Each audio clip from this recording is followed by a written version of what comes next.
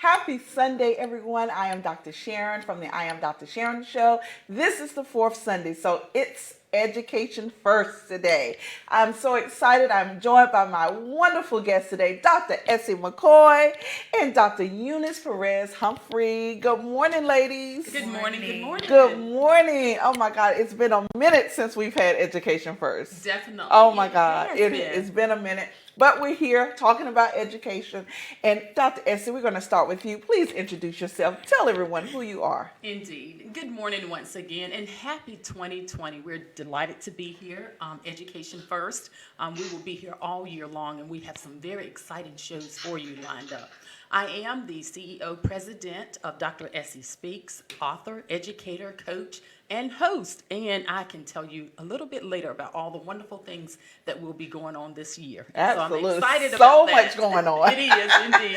So much. And Dr. Eunice, oh my goodness, it's really been a minute since I've seen you. It's been too long. We always are delighted when you be our guest. When you're our guest host, we're excited. So tell everyone a little bit about you. Good morning, everyone. Happy New Year. Happy 2020. Excited. I'm one of the assistant principals at High Point High School. I'm also a consultant for different organizations. If you ever need anyone to come and consult on mental health or just education, please let me know. Awesome. And guys, we're so excited. We have two wonderful guests on tap for us today, and we're actually going to dive right in because our first guest, she is up and ready all the way. I think she's in Dallas, Texas right now, but she is Losha Brooks. She is an educational consultant as well as an English language arts teacher in Dallas, Texas. She has an 11-year career as an educator. She focuses on cultural competency, equity in education for marginalized students, creating programs and community partners. And she is joining us today via Skype. Please help me welcome Losha Power Move Brooks. Losha, how are you? We are so excited to have you today. Just so excited. I met you earlier this year. We were in the 2019 Harvard Women in Education Leadership cohort together, and just a beautiful, beautiful person. Just so excited that you are here with us. Can you start out by telling us a little about your background? Okay. Yes, and that program that we were in, that was such a wonderful program. I met beautiful women like you. About my background, I've been in education 11 years, and my background is really interesting. I started off as a substitute teacher, and I was very kind of disheartened with the things that I saw in education, and being a substitute teacher, it really made me put my best foot forward. So, sometimes you get those subs that come in, it's just going to be an easy day. We really kind of focused, and I then took on permanent substitute positions. And while in undergrad, I switched my major from straight English major to secondary education, with my focus being in English language arts. So I got my certification to become an English teacher, and it has just been a beautiful journey, all the way from the trenches of being a substitute teacher also in-school suspension coordinator, and then becoming a certified English teacher, and now having my own educational consulting firm. So it's been a journey. I truly love it. And being on all of the spectrums as far as education, starting at the bottom and then working my way up, it really gives you a great outlook on what it takes to actually be an efficient educator, an efficient leader in education. So these 11 years have been a wonderful journey for me. I love that. And Losha, we're having a bit, we can't see you, so the engineer is working on that. So we're going to just hold off while he gets it right. Just hold with us 1 second while there it's coming. Okay. It's coming. Yeah. So guys, while we get that, and we know, first of all, starting out as a substitute teacher, oh my goodness, which is what Losha said, and we all know, we've been in schools, we know how difficult it can be as a substitute. And so to actually start there and then turn out to be a teacher, it's a wonderful thing. It is. It is amazing. And I always ask people some effective strategies for substitute Yes. teachers, and it's to make sure that you have those comprehensive lesson plans in place, that you have people that they can turn to, resources within the school. But definitely, I know the challenge, having served as a school administrator for 20 years. Yes. Indeed. Exactly. And finding great substitutes is the key to having a successful day, because teachers are out every day. Somewhere in your school, there is a substitute. So we know how important that role is. And high school, I can't even imagine. Oh my God. How does that look for you guys? It's one of the challenges that we face, but like you said, it's every day we face it, but we have some amazing substitutes that come around. One of our biggest things is to really empower and help the long-term substitutes. Yes. So they really, they can have access to the mentor teachers and just being there for them, because it is a transition. It is. And I just on that same note, because you mentioned long term, which is a whole nother level. Yes. That's because you have your day-to-day subs, Yeah. but then finding long-term subs when we don't have certified teachers to fill our positions, we rely on long-term subs, and we get them in many different facets. Some people are between jobs. Yeah. Some people, and it sounds like what Losha was doing, she was interested in the position, no doubt, or maybe she turned interested in it. But finding long-term, I know in my school currently, we just finished with a long-term, and she was amazing. We just finally hired a certified teacher for that position. But Awesome. If not for her, Right. what would you do? You know what I mean? Indeed. And once again, I just want to say thank you to all of the long-term substitutes and all of the substitutes, because I work in a district as well, and I can tell you we have some phenomenal people, and it takes everybody working together as a team, and then also having an in-house plan when you can't find that substitute, or when you can't that's find a whole nother. that long-term sub. So definitely, education is so fluid. It's always evolving, and we have to have effective teachers. So anybody out there, just get connected to a school, Yes. get connected to a school district, because we need your help and your support. Absolutely. I tell you, it's like 3 different topics that have come out of that. I'm like, okay, we might have to tackle those because it's so important. It is. You talk about, and one of the things that I was going to talk about with that was the discipline, because we know that students will try a new person. It could be a wonderful class with that teacher, but let a sub come in that day. And it's a whole different dynamic. And your day is shot because you have to support that teacher. Because number one, you want them to come back. It's like, please come back. Right. I mean, it's real though. You know what I mean? And so it's so much with just that one element. You're right. And I think back to when I started in education, and that has been 30 plus years ago. And I started out, I graduated from college and then had an opportunity to substitute in the school that I actually did my internship. Wow. And so I was able to bond and connect with the staff and the students and the community. And that made a difference. So I would also say a great strategy for those people that are interested in substituting, get to know the school and get to know the community and the students. And that will help you in your journey. Absolutely.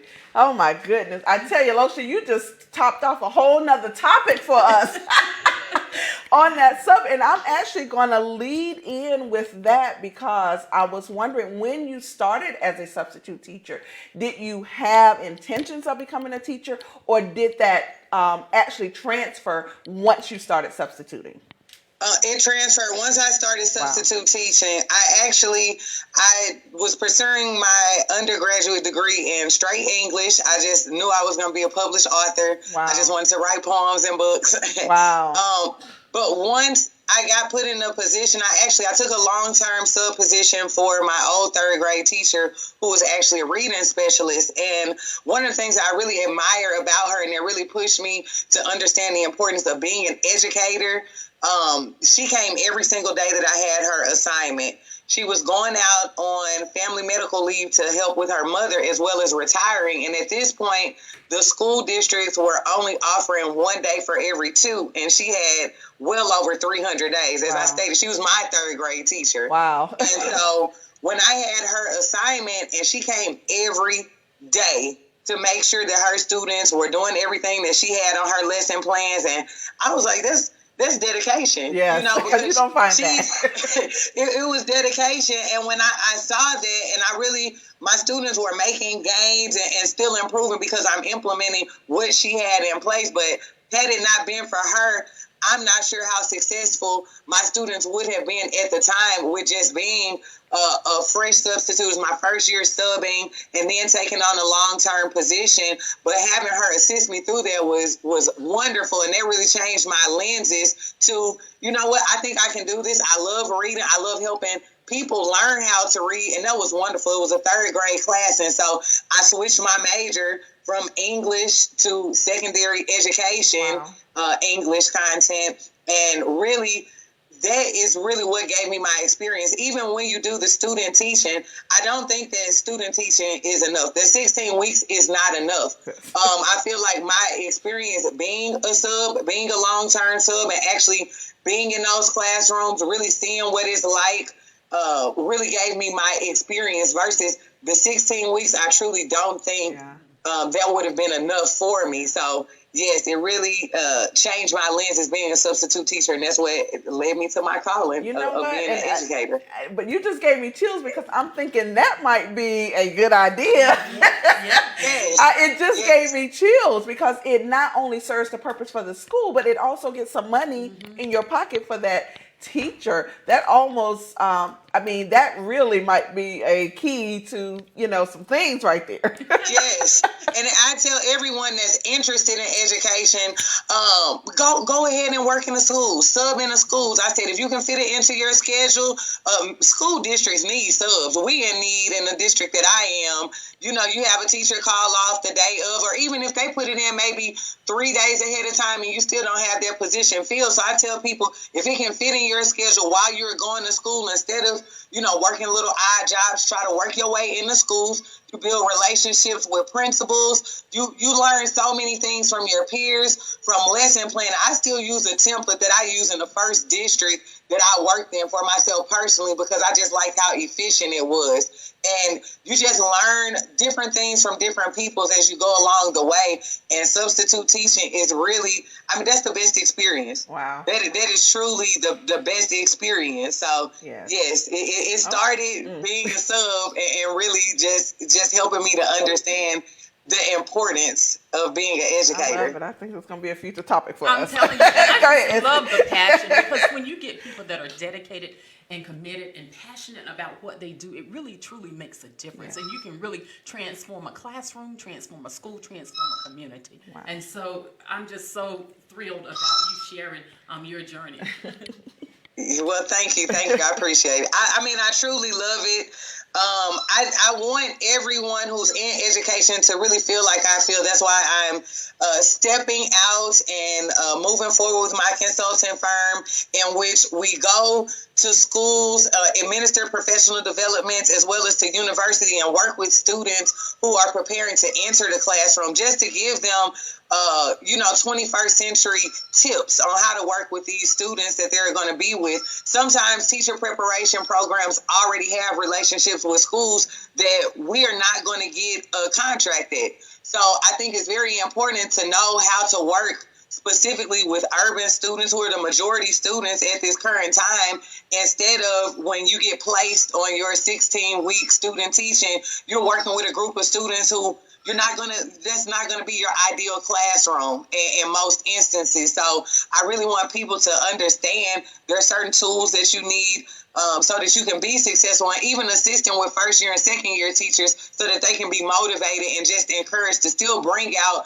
their passion. Once you get in the classroom and you see all the red tape, the curriculum, and things that you think that you are confined to, it kind of crumbles your spirit as an educator. But what I like to do is tell people, you can still, if you can make it align to the curriculum, you can bring it in the classroom. You know, if you can show your administrator how this aligns, if you can support it with data and track your students' progress, you can still bring your passion. I think being an educator is being an artist. So as long as you can create that, and everyone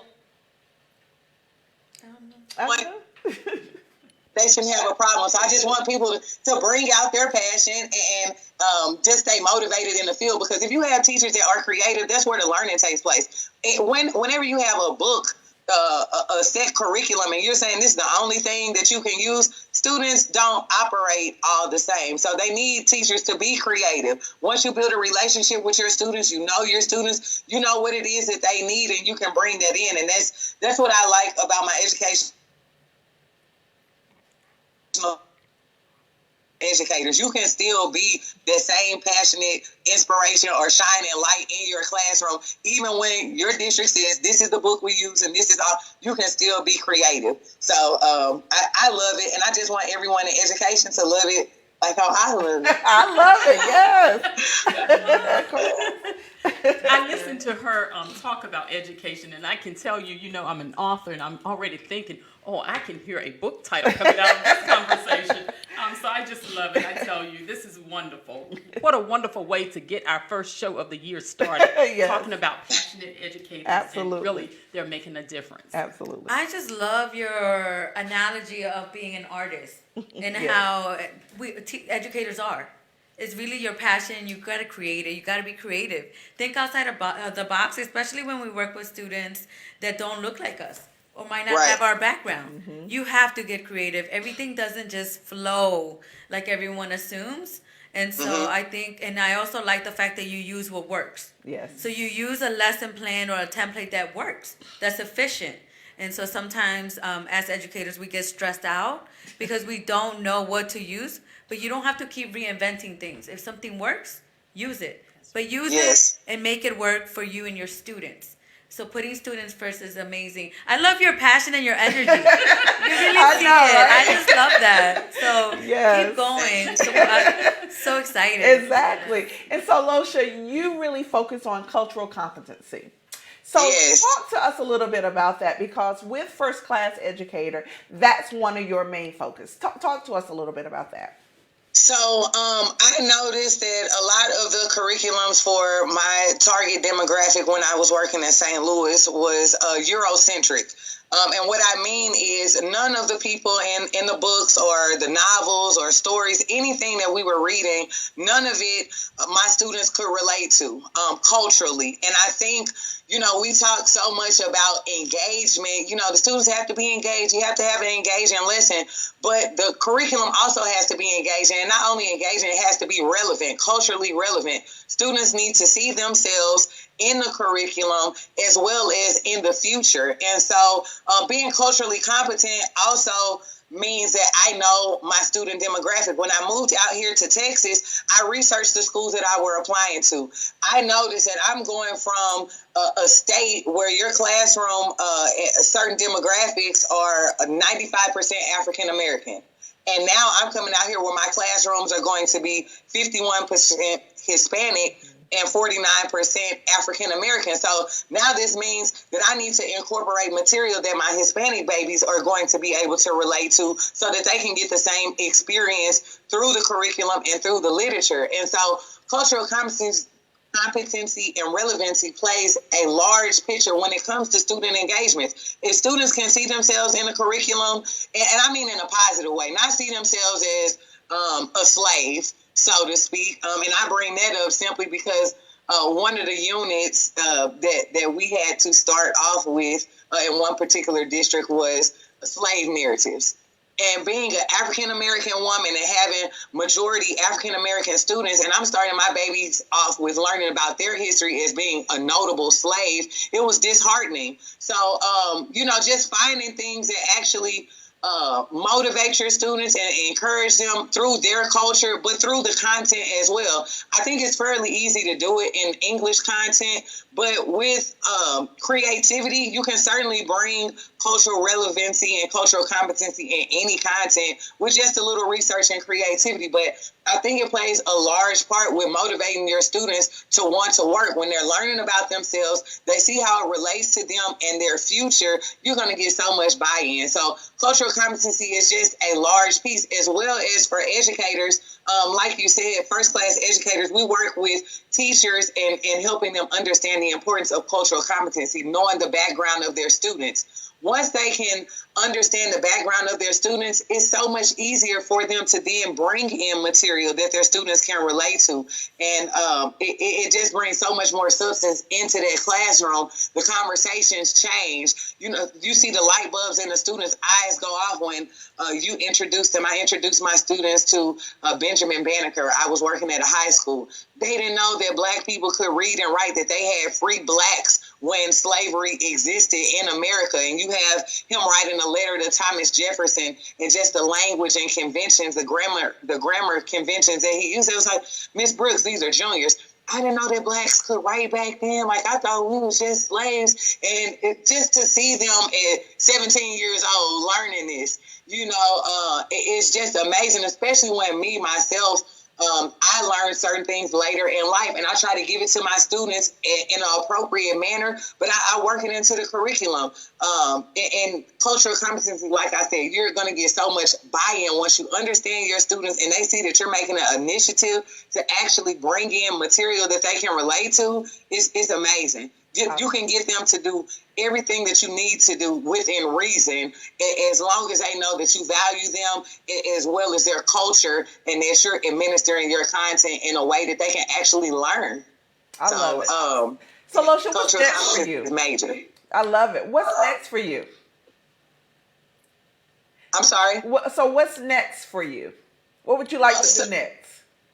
So next for me, and this is, I haven't shared it to the masses. I'm working with a group down here in Dallas, and we are working on opening a school. So this is the first time that I mentioned it to the masses, and so I'm really excited about it because we're in the beginning stages of it. And I was just sharing with a group of people I was meeting with in regards to a totally another business venture, and they were like, so what's your long-term goals for your business? I said, well, long-term, I really would like to have my own school, but I'm focusing right now on my consulting firm, and one conversation led to another, and I mean, we're now sitting down discussing, how do you want the classrooms to look? What type of, so it's just been amazing. So that's what I'm doing next, but still focusing on my consulting firm and really just trying to assist educators in this process. I love it. So how can people reach out to you? How can they book you for a first-class educator? Share all of your information. Okay, so you can book me. You can go to the website, and it's first class, and it's number 1, stclasseducator.com.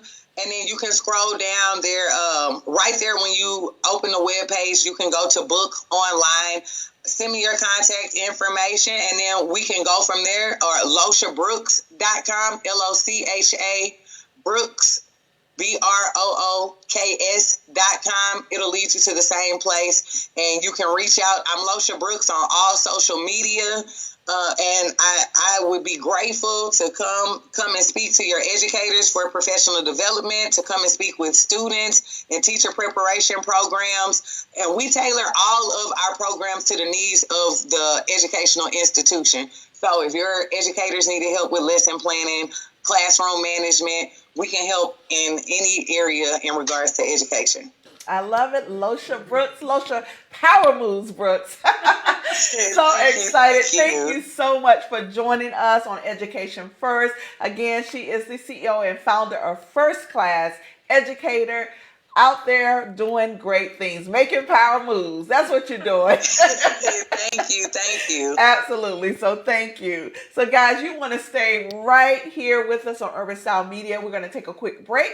We'll be back with Dr. Shirley P. August. She also will join us via Skype. So stay tuned. We'll be right back.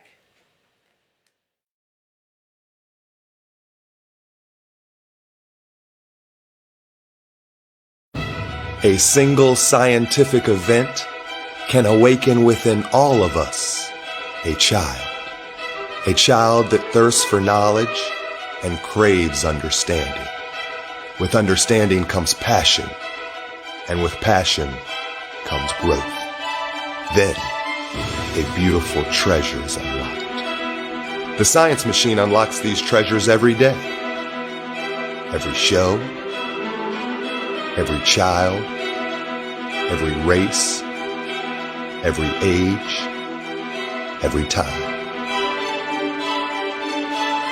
Rest assured, the track record is quite impressive.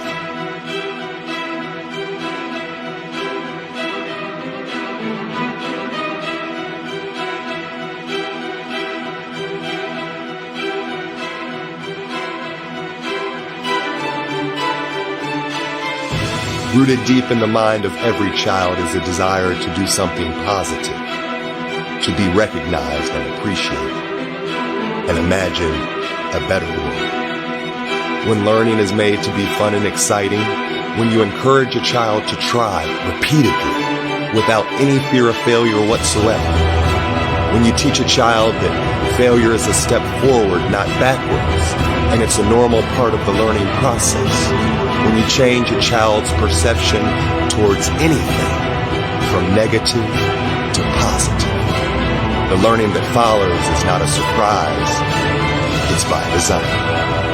It's what happens when children experience learning with the science machine. Unlock the minds of your scholars today.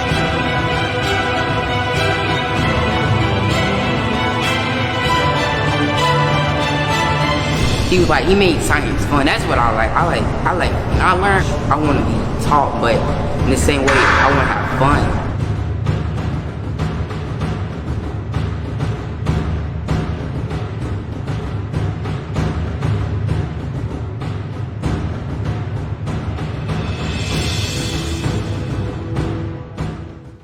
And we are back. Oh my goodness, we just finished talking to Losha Brooks. She was a fireball, wasn't she?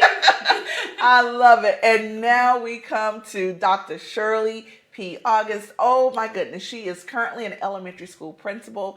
But more importantly, she has decided to run for the school board in Chesapeake Public Schools, Chesapeake, Virginia. Dr. Shirley, welcome. Thank you so much for having me. It is an honor to be on your show, Dr. Sharon. Absolutely. So, Dr. August, oh my goodness. First, I want you to just tell us a little bit about your background, because you have an extensive background in education. Thank you so much. Well, I have to say I really enjoyed hearing Losha speaking about her upbringing and how she worked her way all the way up. And I do think that it is important that people do really go in from the beginning to see what it's like. I had the opportunity as a college student, doing a work study, to be a teacher's assistant. And from there, I was able to work my way up to a writing to read specialist, then to a teacher, and then from there on to mentor teacher, lead teacher, and then to assistant principal programs, and now being a principal. And so having had the extensive background, and also having had the opportunity to open and start a couple tutoring programs, one in Florida, my own business, and then in Baltimore City with a church, it has definitely been an honor. And then now, even at the current school that I'm at, we have an after-school tutoring program where we do math on Tuesdays, and then on Thursdays we do reading. So for me, having been a parent, an educator, a mentor teacher, as well as a teacher at the different levels, I feel that there's so much that needs to be done, and voices that are not being heard. And so I want to be a voice for those that do not have a voice, and being able to speak and let it be known that, there are people from different backgrounds. Just because a parent isn't in the school 24/7 doesn't mean that the parent doesn't care. Just because a parent doesn't have money, or students come in and they're not engaged, does not mean they don't want it. There are backgrounds that hinder a child from truly wanting and being able to acquire the good education that they really do deserve. And there are things that people are not looking at, and I want to be able to help others see every child, every family deserves a good quality education, and they just need to be provided with the training and the resources to be able to tap into the opportunities being given to them. I love that. And you actually grew up in Chesapeake. So this Yes. is really a heartfelt campaign for you to come back and actually potentially be on the board of the school district where you graduated. How important is that for you? That is extremely important, because when I came into Virginia to live with my family, my dad, my stepmom, I was basically that Esau kid. I spoke 4 different languages where people did not understand me. And it was really a frustration for me, trying to fit in, being in an area where it was, the diversity wasn't really there. And so here I was, bam, in the middle. And then on top of that, I had the language barrier. It was because of the teachers and my family's perseverance, say, okay, no, education is important, and people that surrounded me that said, okay, this is what's going to happen. This is the kind of education you need. Even though I knew education was important, it was just a matter of understanding the value of an education. But when you have life circumstances, sometimes it's hard to really understand. But yes, for me, I did grow up in Chesapeake. I went to Camelot Elementary. I went on to Deep Creek Middle. Deep Creek at the time was Deep Creek Junior High, and then Deep Creek High School. From there on, I went to the community college in Piedmont. I actually left the area and then went to Virginia Commonwealth University, came back, attended Regent University, and ended up getting 4 master's degree program. One of it is a double major in the business of leadership program for human resources and organizational change and human development. Then I came back and then ended up getting my administrative of supervision and leadership and a practical in theology. Eventually, I ended up going on to Capella University to get my doctorate of curriculum and instruction. So Chesapeake for me is home. Even though I went away, which my mentor told me it's a good thing to go experience other districts and learn, because sometimes we get into this bubble that this is the only way, when there really is not the only way. We have to be open. We have to be willing to try. Just because something doesn't work doesn't mean it's a failure. It just means it probably wasn't the right timing, or it wasn't right for that culture. And it is okay, which we all have to get into understanding. It is okay. And it's just about coming back and trying maybe at a different time or trying at a different way. So yes, Chesapeake is home for me, and it is an honor to be back, and I am looking forward to being on the Chesapeake Public School Board. I am already claiming it. I have a lot of wonderful followings, people that are supporting me, my family, friends, colleagues, classmates, so it is, a very exciting time. Even my children are extremely ecstatic, for this opportunity. Love it. And Dr. Shirley, I just want to Yeah. say congratulations. This is Dr. Essie McKoy. Congratulations to you. Thank and I you. know that your campaign will be a success. And when I heard you speak, I love the fact that you have been in the trenches. You started out as a substitute teacher, as a teacher assistant, and then you worked yourself up. So all of that knowledge and those skills and those experiences will definitely help you as you become a school board member. So once again, congratulations to you. Thank you so much. Yeah, education is so important. And sometimes when we get to a certain level, I think people forget about everything that needs to be done and everything that is involved in being in the education system.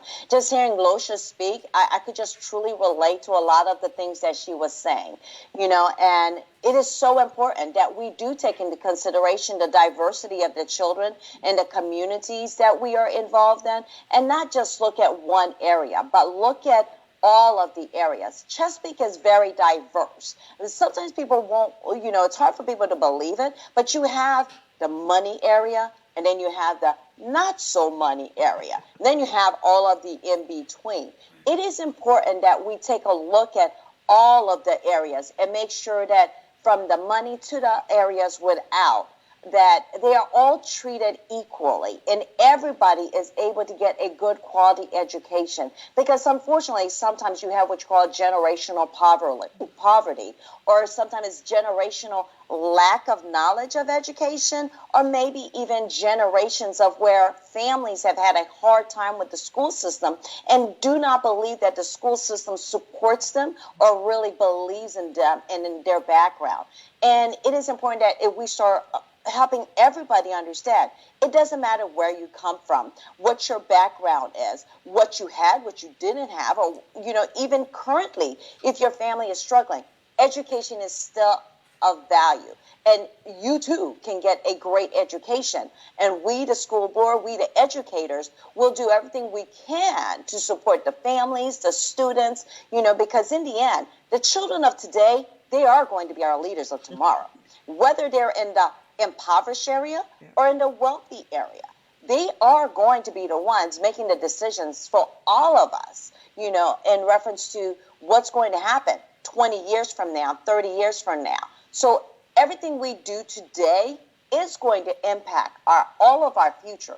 And so for me, maybe it's a little selfish sometimes, I do want children to grow up, and it doesn't matter where they come from, that they do have some ethics, some morals, some values, and understand the importance of education, understanding the importance of treating others that are different respectfully, and be willing to work collaboratively with everyone.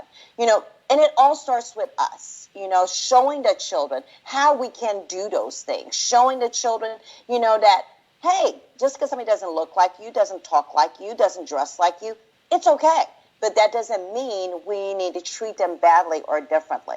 And I know school board might seem like, well, it's so far removed, but really it's not. Everything that we do, that the school board does, impacts the superintendent, impacts the leaders in central office, which then trickles down to the principals, the assistant principals, the team leads, and then the teachers, and eventually the children. So for me, when I was a classroom teacher, I thought, okay, hey, I'm impacting all these kids. Yes, I'm impacting their families. Then I realized this is just not enough. I'm not doing enough. Then I said, okay, well, maybe if I become a team lead, I can impact more teachers. And then I was like, okay, this just still is not enough. Then I was like, okay, well, maybe if I become a, mentor teacher on top of being a team lead of a grade level, that I could do even more. And it just seemed like it wasn't enough. And then finally I was like, okay, I'm going to become an assistant principal. And surely I have a great impact. Like, it still wasn't enough. And finally I realized, being as a principal now, that realistically, yes, I have the power to control a school, which then influence that school and that community. But then there's a whole division that is also impacted, and that is impacted, the decisions by the superintendent and the school board members, because school board members, interact with the people in the community, and then also listen to the voices of the teachers, listen to the voices of the administrators. And so as a school board member, that is a very influential role that also makes a lot of crucial decisions on how a district, whether it be a small district or a large district, the school board members really have a huge impact. Every decision made will be impacting every single student in that district, whether it be 1,000 students or 20,000 students. Those school board members, whether elected or appointed, they impact. And that I want to be able to impact Chesapeake in a positive way, because Chesapeake is home for me. Chesapeake, my children were in Chesapeake Public School before we moved away.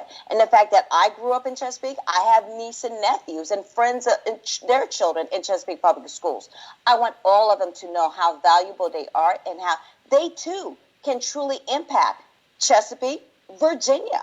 And we can be the, role models for other districts, other states, when we truly teach the children and support the teachers and most of all the administrators. Administration, and all of you have been are in administration. You know how hard the job is. Absolutely. To be supported, knowing that you have parents, students, the central office, the community stakeholders coming at you. It is extremely important that administrators are supported to be able to support their staff to do a great job in teaching the students of tomorrow. Okay, you have a question? Great. No, yeah. So I'm super excited as a former ESO student, as a educated Latina. And I'm just excited to see where you're going. I guess my overall question is I'm excited to hear everything that you have done and what you plan to do. But looking at the students in a holistic, point of view, and making sure that you're addressing some of these issues, representation matters. One of the biggest things is the challenges that come with all of that, right? What are some of the techniques or strategies that you're going to use to address some of the pushback or some of the questions or some of the, some of the people who may say, I don't know if you're ready. So what are your goals? What are your plans? Well, I am grateful to have already had people tell me, well, really, what is your platform? What do you stand for? And I say, you know what? I am an educator. I stand for everyone. I stand for all those that do not have a voice. I stand for equality for everyone. It shouldn't just be areas with the money that are supported, and it shouldn't just be areas that are lacking that should be supported, because you have those also in between. Why am I qualified? Because I am a product of Chesapeake Public Schools. I am an educator. I am a parent. And I'm an aunt of children that are in the school system. Some of the strategies is I'm huge on relationship building. Granted, over the years, I have had to learn that, everybody's not going to agree with me and everybody's not going to support me, which it is okay. Because, sometimes you have the naysayers that have a louder voice than the people that are actually supporters. And it's just a matter of being perseverant, overcoming, and knowing that I have good intentions, and everything that I intend on doing is for the benefit of the children in the community. In some areas are slower to change and slower to grow, and it is okay. And I have had to learn patience, and understanding that everything is not going to happen tomorrow. It may take 5-10 years. Who knows? I am claiming that I am going to be able to get on the school board this May, on the January 5th May election. However, if for any reason that does not happen, I still have 2022, which there will be another election at that time as well. But in reference to some of the strategies, getting out there, listening to the people. I am hearing some of the concerns of the people in the community. I've been doing a lot of meet and greets. I have one this afternoon. Despite the fact I was in a car accident recently, I still made it a point to get up and go out there, hear people, let people know that I do want to hear what they have to say. It's not about Shirley. It's not, no matter whether people want to call me Shirley, Dr. Augusta. It's not about me. It's about our children. It's about tomorrow. It's about all of our future. every child matters. Every family matters. You know, with Virginia being, especially Tidewater area, Chesapeake being a transient because of our military, it is important that everybody is made to feel welcome and appreciated and valued, but most of all that their voices are heard. So yes, some of the techniques and strategies I will utilize is going out and being seen in the community, participating in some of the functions that are out there, and that, you know, and I've already given my business card. I do also do some consulting, and and I still do some teaching as well. So I make sure that I am visible and that I am available for people, and anything that, you know, I may not do something immediately about what people are asking, you know, but I keep it in the back bank of my mind, letting it be known this is a concern, because I've always heard when one person says something, there might be 10 other people who have the same thought or concern. So, Dr. August, your background, your descent is Haitian. That is true. So, yeah, I am considered a Black Hispanic because, yes, my family's from Haiti. Mm-hmm. You know, we do have Mexican and Dominican in us. So, yes. So, how does your background really impact your stance where you are now? It has been a huge challenge, you know, and I try not to focus on the negatives, because when people first see me, they immediately think that I'm Puerto Rican, where I'm not, you know, but I respect to all my Latino families and so forth, Hispanic heritage background. People have a very negative view of Haitian Americans. And I want to also change that to let it be known. Haitians are beautiful people with a lot of diversity background. You know, we come in all sorts of different shades and colors, just like Blacks, African Americans, whatever terminology people want to use. We come in a variety of shades and colors, but also in a variety of educational background. Just because I'm Haitian American doesn't mean that I'm going to be ghetto or uneducated or I'm from the boat. Like some people, did your family come off the boat? No, my family was very educated. You know, my mother's side, you know, and my father, you know, hardworking people. And so for that reason, that's again the other thing that I want people to understand. It doesn't matter someone's background. People do have families that are hardworking, and we should not always believe the stereotype. You know, because you'd be amazed the things that I have heard people ask me and say, because when they find out I'm Haitian, they're like, oh my gosh, are you? And I'm stereotype. Let's not fall into the stereotype category.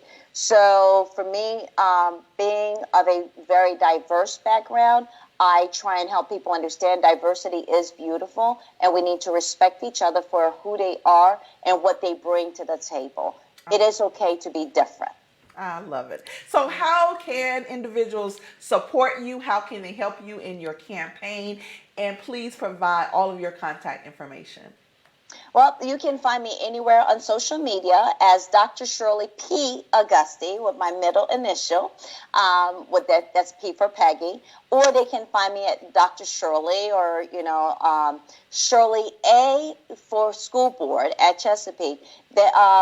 And I also do have my website out there, which is Shirley P. Auguste, whether that's on Twitter, Tumblr, Instagram, as well as I have several Facebook. Again, that's Dr. Shirley P. for Peggy Auguste.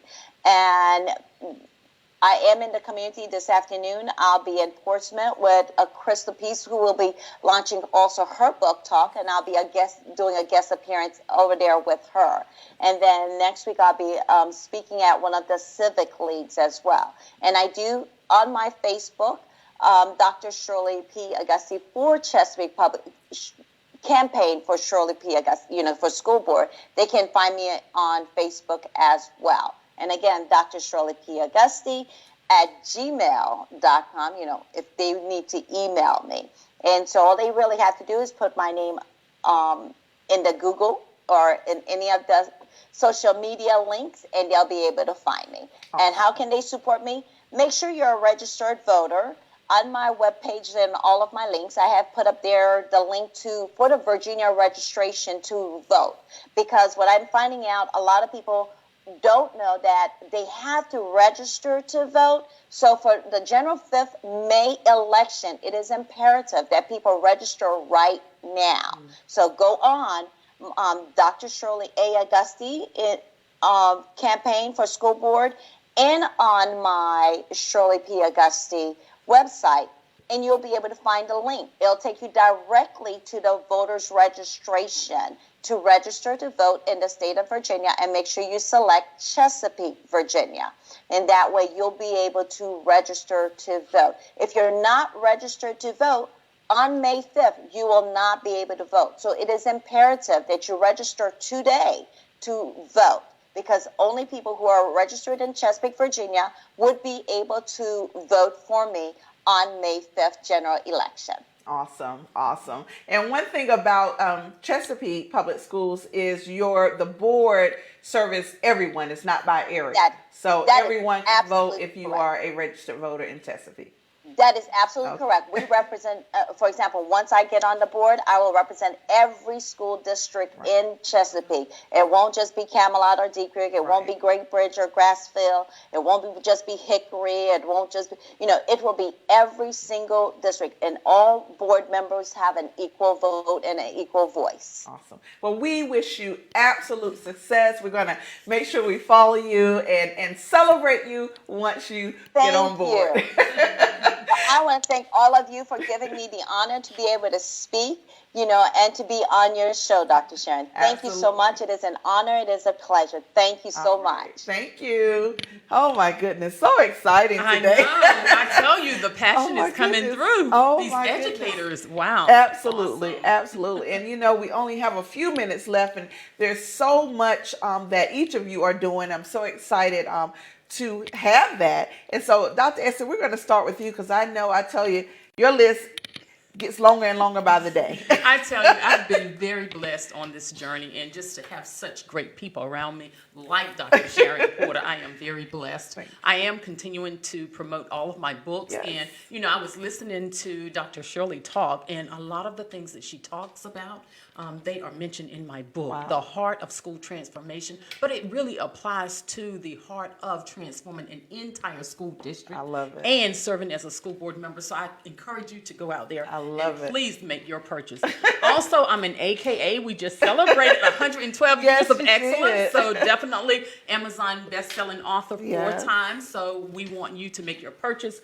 Coaching Champions and Walking Women of Virtue, Walking in Excellence. Please get your copy of that. Absolutely. Leadership Tidbits. So you're talking about wonderful, effective strategies that will continue to help you and grow and learn. And then definitely Vision and Purpose. I love and we are once again kicking off the magazine, Vision and Purpose Lifestyle Magazine. I'm writing for that magazine. What an honor. And I tell you, lots of wonderful projects coming up. Please go to my website, www.dressiespeaks.com, all social media platforms, Instagram, LinkedIn, Facebook, you name it, I'm there, and you can keep up with what is going on. And I have a really big project in the month of March. I'm working with the Department of Homeland Security and the headquarters of the United States Coast Guard, doing some women leadership type things. And so I'm really excited. More writing is coming, and I'm just letting God use me so that I can give back and serve and really make a profound impact. And that's really what it is all about. So once again, thank you, viewers, and once again, keep up with me on social media. I love it. I love it. Dr. Humphrey, what's going on with you? Dr. Porter, thank you again for this opportunity. I'm always excited to be here. So I have a couple of things coming up. I'm going to be presenting at different conferences, especially, so a lot of it is going to be in counseling and mental health. So I'm going to be at the American Counseling Counseling Association conference in April, which is really going to focus on anxiety in our students and how we can help our students decrease that anxiety, especially when testing comes around and trying to apply to different programs in colleges and even just in the workforce. Just a lot of our young people are showing anxiety. So we're going to be talking about that. I'm also partnering with just different outside organizations just to work together and really give them some assistance with dealing with a lot of the different concerns with mental health when it comes to like young people. And so a big push to really address the trauma informed and being trauma informed and just knowing that trauma is real and that it impacts our education and our education system. So trying to change the culture of schools and really recognizing the student as a whole. I think both speakers talked about their passion and about wanting to do and look at the student as a whole and not just one piece or just one group. And then also just being a representative. I mean, the reality of it is we don't have many educated Latinos in higher levels. And so recently completed the admin 2 and passed the exam. So now it's just kind of looking to see like what is the next step. I love it. And so so if you ever need a consultant with when it comes to mental health or even just how to help your teachers out and just move them from proficient to distinguished. So I'm really working on that as well. I'm working with the mentor teachers. And so please reach out. You can always find me, Dr. Eunice Humphrey, on Instagram and even on Facebook, Eunice Humphrey. I love it. It's just amazing to be connected to amazing people. I love it. And as Dr. Essie mentioned, in March, Women Who Lead featuring school principals are coming out, which features Dr. Auguste as one of our authors and Dr. McKoy. Dr. Essie is our forward author, as well as Women Who Lead featuring Latina leaders, and of course our wonderful Dr. Humphrey is a part of that project. So I'm so excited again, like I said, to be connected with so many amazing educators. I love it. Education is first, and it just speaks to everything that I do. And so I'm just so excited for you ladies. So thank you so much. Thank you. Guys, we thank you for joining us for another amazing episode. And as I mentioned earlier, I tell you, a few topics came out of this show today. So you're definitely going to be seeing more of that. Just a wonderful, impactful show.